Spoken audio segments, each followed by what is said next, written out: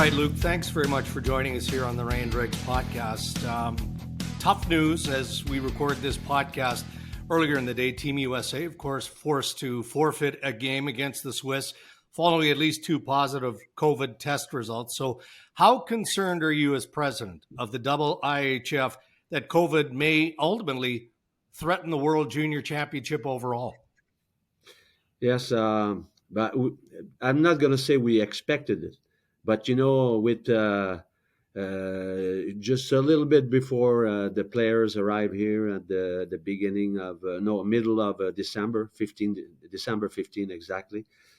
The wave of Omicron was already start a little bit because we saw that the NHL game some councils start slowly. And what's going all around the world, and there is in every sport. So even we made a bubble, at least try to make it more efficient, but you can see that that's really that's difficult to fight against this virus.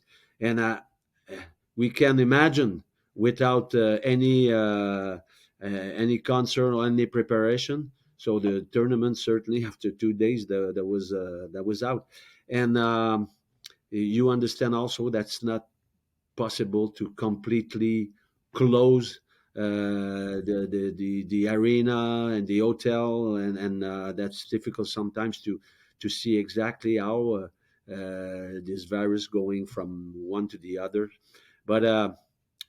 We still believe because after at the beginning, after the charter flight, we only had 3 cases. After that, another one, and now that's the first time we get 2 cases. And so what we're gonna do is test, isolate the 2 player, and we're gonna try to if we got a positive answer. That's difficult to say positive because, but if we get a good answer and all the others are negative, so we can play the next game against Sweden. So we manage a little bit the time of the game to make sure that they give enough time to USA to prepare. But we know that every day, so we're more concerned about the test than the standing, and that's why we took the decision. And I think that was important to do that. So to make sure that there's no relegation, because if USA or some top teams, they've got those kind of case, they can be in position to be relegated. So and I think that was the good decision. So Luc, when you made that decision, how quickly did all of that come together with the IIHF and the federations about no relegation, to try and pivot to reward Belarus, who had already qualified to come into next year? How quickly do you have to assemble everybody to make that choice? Yeah, first of all, that was right at the beginning. After the first day, everybody realized that there is a lot of things can be possible about case, and it involve every teams. So we had a request for 1 or 2 teams. So we think about it. We had a meeting, and after that, I know we had to before the competition, because we took the decision 2 hours before the beginning of the competition. Make sure that when they start the competition, they know exactly what is the rule about it. And after that, we had to make sure that with the Russia, who will host the next one, we can have a format to play with 11 teams. So it will be a relegation. The third team will play a relegation round, and the two last team will go down. And we wanted to make sure also that the organizer can logistically host, and that's not a problem in Russia. So we took the decision, and officially 2 hours before, but that's every day that we had to do the decision, and that's good that Senior Vice President Peter Briza and I, because we can take the decision quickly. The council is on the standby, and so That's going to be our life till the end of the tournament.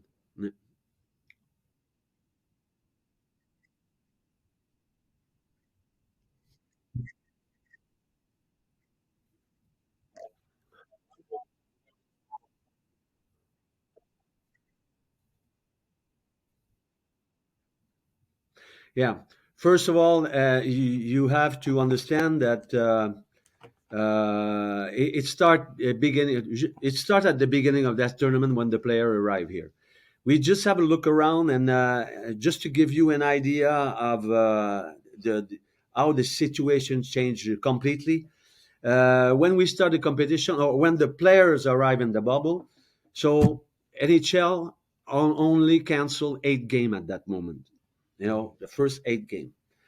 On the 23rd, when we took the decision about the tournament, and that was a recommendation of our medical committee, and we always following, because I think that's important.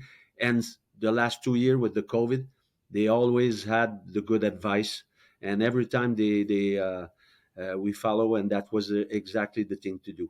So on the 23rd, when we took the decision, so that means a few days after a few days, the 15 to 22, 62 games suddenly were canceled by NHL. So wow, we said, so that's why we organized a meeting with the medical committee, and they said we cannot organize those tournaments in January, because first, they will not prepare to a COVID, not even a COVID bubble, and like it is in under 20, and even with a bubble, you can see how it's difficult. So you can imagine, with a tournament where there is a country they are not handle the COVID, so it Mhm. was certainly a suicide. And we were talking about girls of 16 years old. So that means a lot of responsibility. So quickly, we said we cancel. I understand the question you're going to ask me. Why you Mhm. cancel and not postpone? I just wanted to bring you back in last year in Nova Scotia.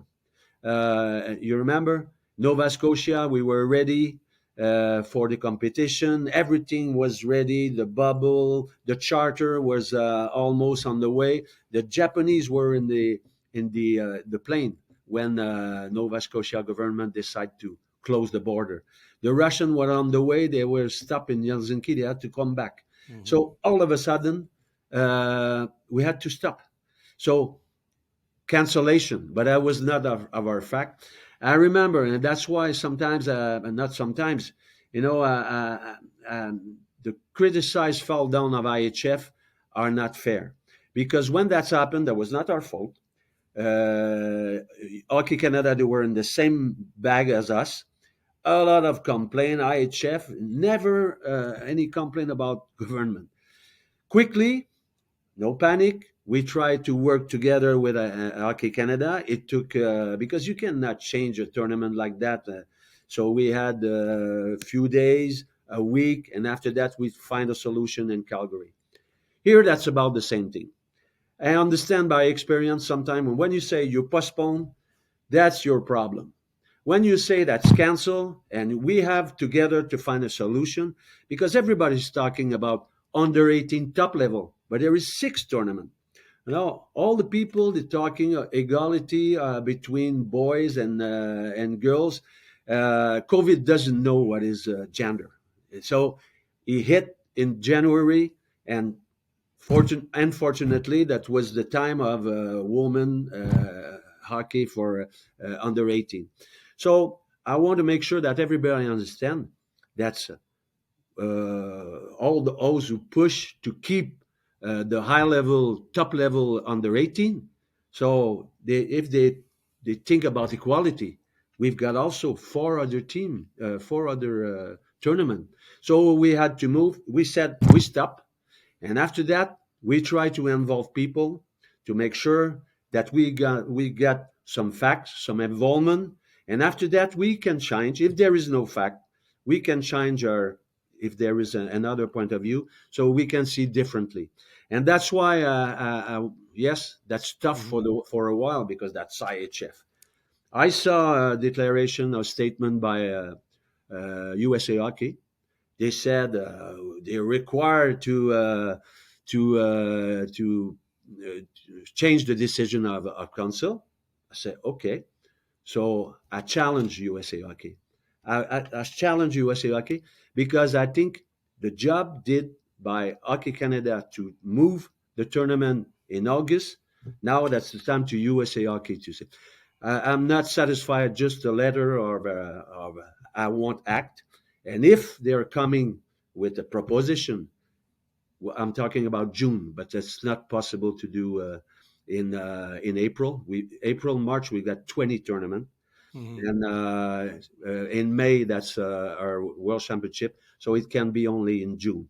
If they're coming with a real, and I expect from the top level to come and to do exactly in the same condition what Hockey Canada did, I challenge them. If they're coming, I'm sure I can convince the council with a new fact and a new proposal to change our mind.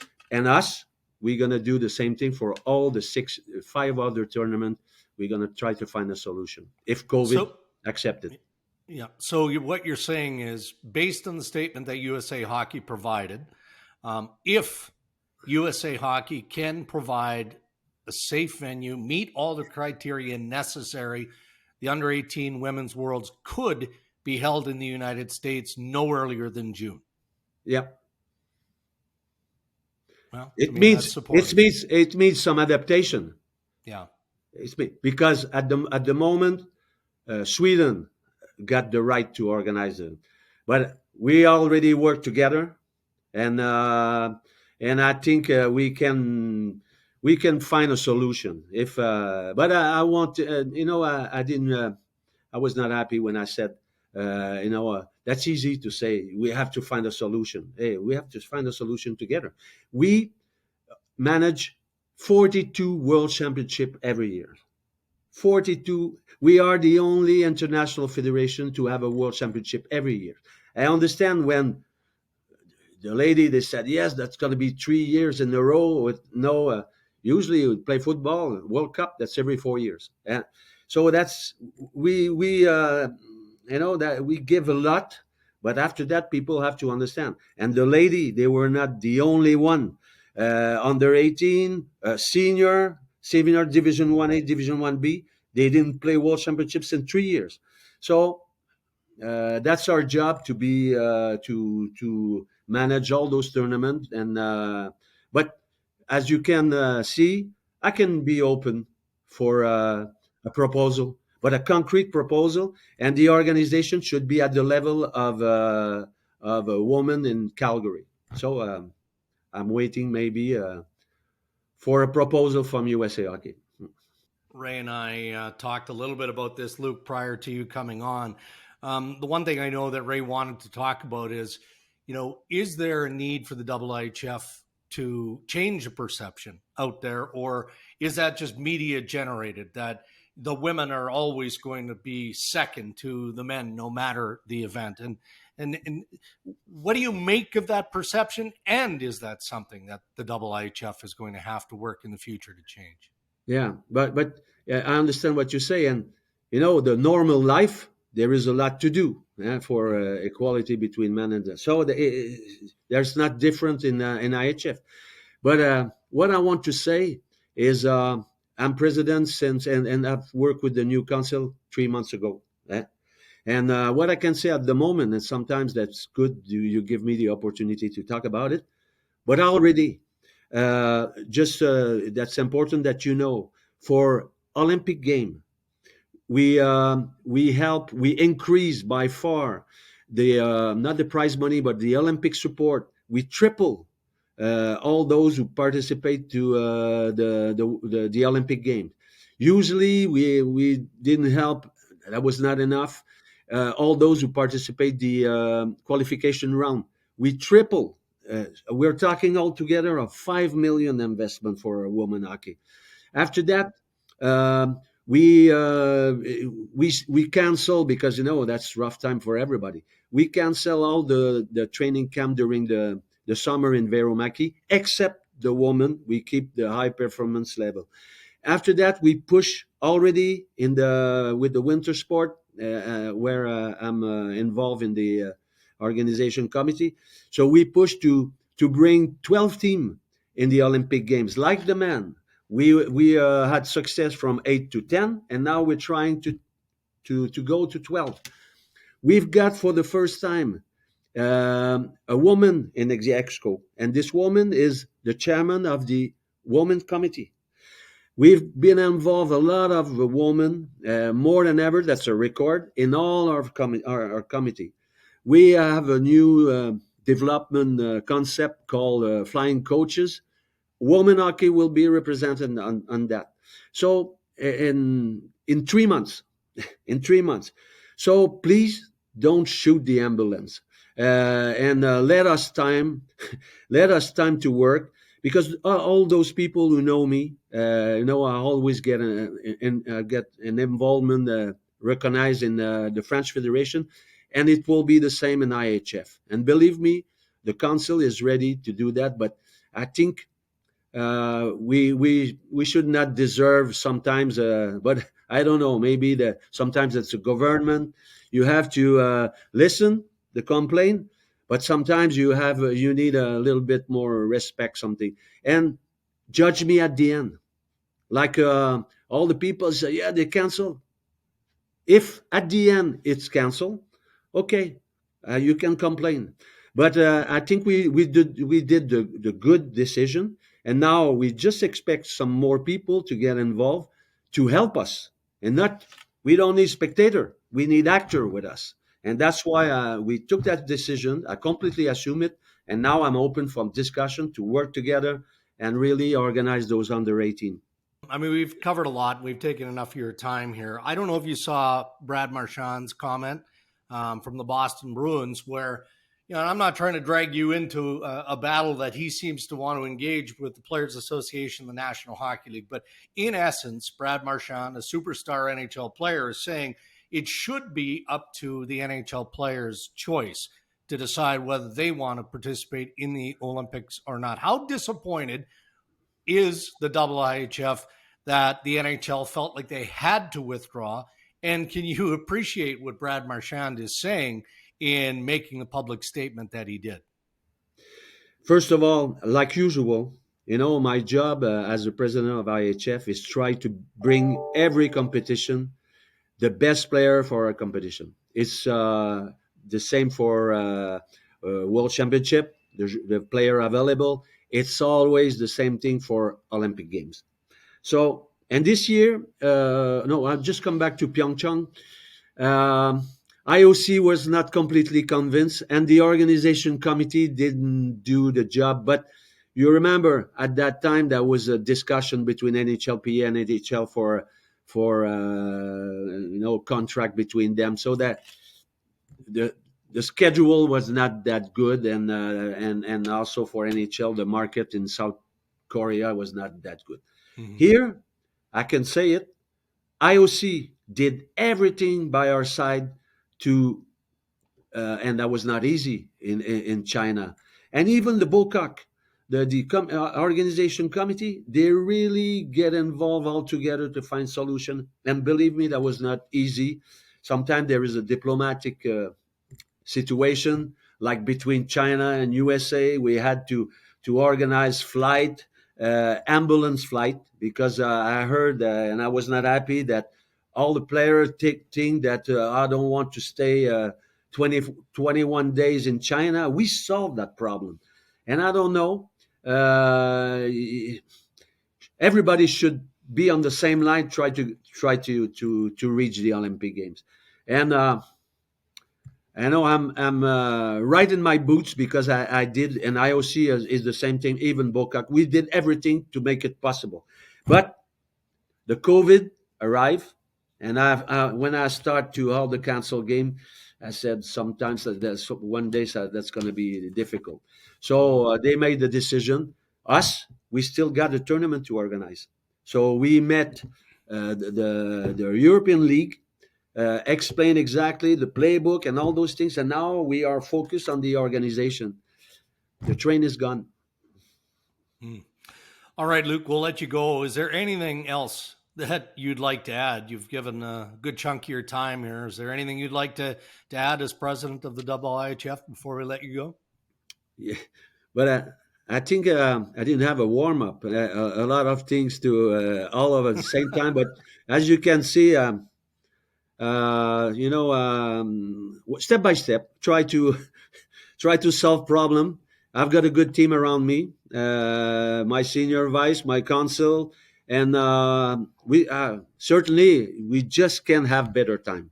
And so I just want to wish you, both of you, and all those people who listen, a better year 2022 for us and for both of you.